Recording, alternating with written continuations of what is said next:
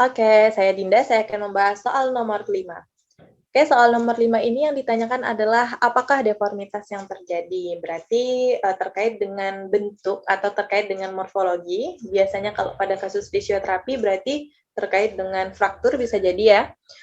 Sesuai dengan soal di sini, yang diketahui adalah posisinya jatuh dalam posisi palmar fleksi, kemudian terjadi fraktur 1 inci dari bagian distal ostium radius, dengan fragmen tulang mengalami displacement ke arah polar. Kemudian karena proses healingnya tidak sempurna, maka mengakibatkan deformitas. Yang jadi pertanyaan adalah, apakah deformitas yang terjadi? Oke, keywordnya yang pertama adalah dia frakturnya di wrist joint.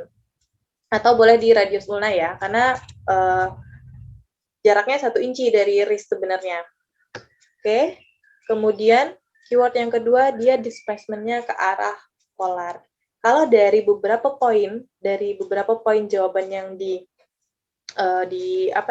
dimasukkan dalam poin soal ini, kita bisa bahas satu-satu. Sebenarnya kalau untuk ini bisa kita lihat, kalau saya memang agak susah ya, karena nama-namanya agak-agak susah. Tetapi yang paling sering keluar adalah dinner fork ataupun garden spade.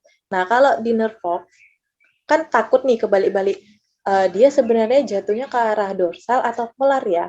Kalau saya ngapalinnya kalau untuk dinner fork, karena di sini D ya.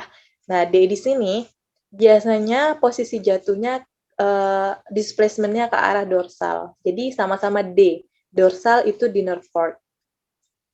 Kebalikannya, kalau dia ke arah polar, itu garden spade. Gitu. Kalau yang lain-lain ini dia mengecoh. Kalau untuk malet, sebenarnya malet ini terjadi karena putusnya tendon pada DIP. Jadi posisinya DIP-nya itu ke arah fleksi. Kalau untuk swan neck ini biasanya terjadi pada kasus-kasus RA atau rheumatoid arthritis. Jadi bentuk jarinya itu agak kurang bagus. Biasanya nanti yang posterior proximal interpalang itu dia posisinya hiperekstensi, sedangkan yang distal interpalangnya dia fleksi. Sedangkan kalau untuk gunstock ini dia terjadinya pada os humerus.